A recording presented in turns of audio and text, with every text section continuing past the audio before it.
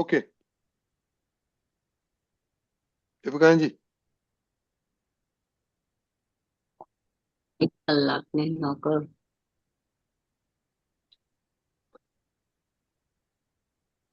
3rd મે 3જી મે મૃદુ રુજુવાણી.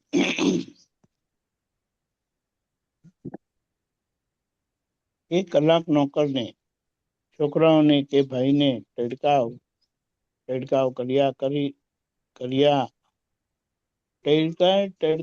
કર્યા હોય તો પછી એ ધણી થઈને કે સાસુ થઈને તમને આખી જિંદગી કચડ કરશે. એક જ કલાક દુઃખ આપો તો એનું ફળ આખી જિંદગી મળશે. હવે એના પરથી ખબર પડે કે જેટલા ધણી આવા હોય છે તે જેમના પતિ દેવ એવા હોય છે, કે જેમના સાસુ એવા હોય છે કે તમને એટલે બહુને કચડ કરે છે, તો અહીંયા સમજી જવાનું કે આ કયા ભૂલનું પરિણામ છે. અને દાદાના જ્ઞાનથી, દાદાની સમજણથી આપણને બધી ભૂલો સમજાતી જાય છે, ઓળખાતી જાય, અને એમાંથી આપણે આપણો ઉકેલ લાવતા જઈએ છે. એટલે આના પરથી આપણે કહી શકીએ કે દાદા ભગવાને કોઈ બાબત, આ દાદા ભગવાનનો જે જ્ઞાનાવતાર છે વર્તમાન યોગનો, અને એમનો જે આપણને લાભ થયેલો છે, એ લાભ આપણે કેવી રીતે કરી લેવાનો છે. પ્રાપ્તિનો લાભ મળ્યો, આ પ્રાપ્તિનો લાભ છે ને ખરેખર એમની કૃપા થયેલી છે. અને હવે જે આપણે પુરુષાર્થ કરી લેવાનો છે, કયો પુરુષાર્થ? એમના કયા પ્રમાણે એમની સમજણે આપણા જીવન વ્યવહારનું અવલોકન કરીએ. શું કીધું? એમની સમજણથી, એમ દાદાની આજ્ઞાથી આપણા જીવન વ્યવહારને જોઈ લઈએ, અવલોકન કરી લઈએ, સમજી લઈએ, કે પછી આપણો જીવન વ્યવહાર આપણને ગૂંચવે નહીં. એટલે આ નામધારીનો જીવન વ્યવહાર આપણને કોઈ કરતા કોઈ રીતે ગૂંચવે નહીં. પણ આજે ગૂંચવે છે ખરો? બિલકુલ ગૂંચવે છે. બિલકુલ ગૂંચવે છે. કોઈ કઈ કહી દીધું તો અંદર ગૂંચ ઉભી થઈ જાય. જય સચ્ચિદાનંદ કર્યું અને સામાએ જય સચ્ચિદાનંદ ના કર્યું તો ગૂંચ ઉભી થઈ જાય. કોઈ કશું કીધું, મને કોઈ કશું કહેવાનું નહીં. બોલો, હું બધાને જેટલું કહું તો ચાલે, પણ કોઈએ મને કશું કહેવું નહીં. હવે આ એના જ આપણે બધા માર ખાઈએ છે. એટલે હવે દાદાની સમજણ એટલે દાદાની આંખ,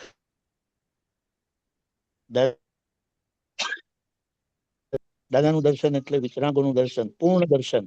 હવે પૂર્ણ દર્શન હોવા છતાં આ ધોરણે એ દર્શન પ્રાપ્ત નથી થતું.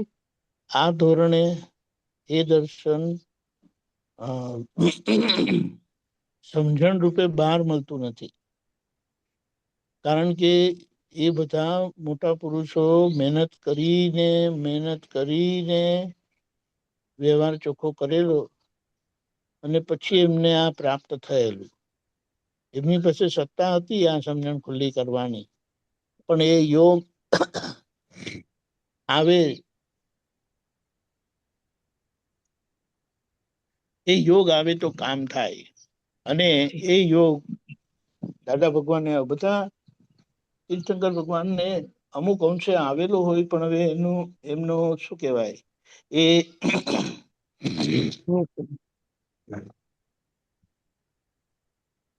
એ અકાઉન્ટ આપણી પાસે નથી.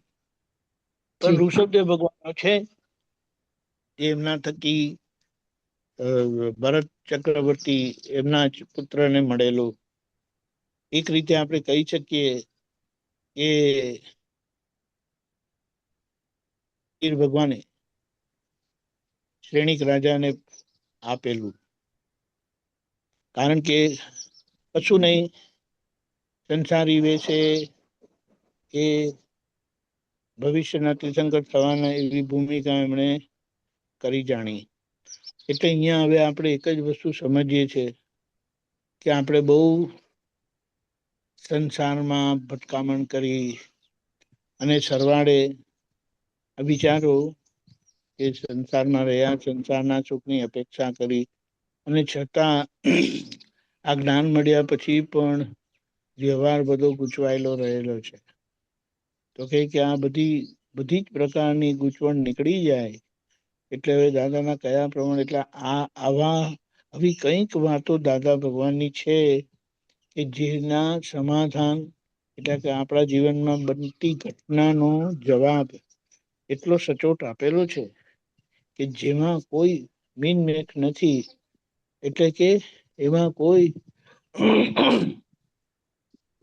શંકા ઉભી થઈ શકે નહીં, સંપૂર્ણ સમાધાન.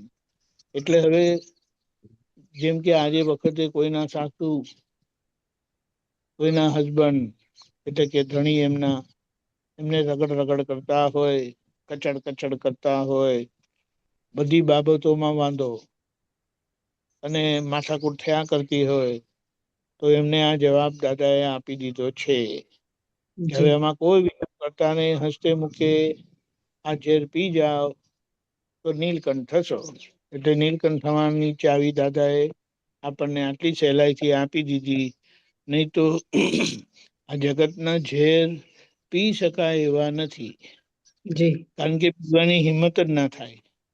હવે અહીંયા જોઈએ આપણને જે આ સમાધાન આપ્યું છે દાદાએ, તો એમના આ સમાધાનથી તમને કોઈ સાહેબ એવા મળેલા હોય, કચડ કરે, હેરાન કરે, નાની વાતોમાં માથાકૂટ કચકાઈ ઝઘડો થયા કરે, વડ કર્યા કરે, બધી બાબતોમાં વાંધો એમને, તો એના પરથી આપણે ખબર પડે કે અહીંયાથી શું ભૂલ થયેલી. એટલે કે આ નામધારી ના વ્યવહારથી આગળ એવી ભૂલ થયેલી અને એના કારણે આવો મોટો ખાડો પડેલો છે. એટલે પછી કે એનો બોજો પોતાના પર રહે નહીં, એનો વિકલ્પ અંદર ઉભો ના થાય કે આ કેમ આવું કરે છે, આવું કેમ કરે છે. એટલે આનો એક જ ઉપાય છે, પ્રતિક્રમણ. એટલે પૂર્વે થયેલા દોષોના રાત દિવસ એટલા જેટલા બધા ભેગા થયેલા છે ને, એ બધા ઓછા વત્તા અંશે આવા જ મળેલા છે આપણને. એટલે આપણે સમજી જવાનું કે આ કળિયુગમાં અને કળિયુગનો જે આપણે મન વચન કાયારૂપી વ્યવહાર મળેલો છે, અને કળિયુગનો સમય એ આ શરીર છે. કળિયુગનો સમય આ શરીર છે. એટલે શરીર જ સમય છે, કળિયુગી સમય. તો હવે એ સમયને સાચવી જાણવાનો છે. એ શરીર એટલે કે એના કર્મોને સાચવી જાણવાના છે. અને દાદાની સમજણથી આપણે પાર ઉતરી જઈશું જ. આ પુરુષાર્થ આપણા ભાગે રહેલો છે. એના માટે વિકલ્પ ખોડવાનો નથી કે દાદા કૃપા કરો, આમ કરો. અરે એમની આ અતિશય વિશેષ કૃપા થવાથી તો જે જ્ઞાન ક્યારે આવી પરિસ્થિતિમાં સંભવ નથી, એ સંભવ થયું છે. જય સચ્ચિદાનંદ. જય જય સચ્ચિદાનંદ. જય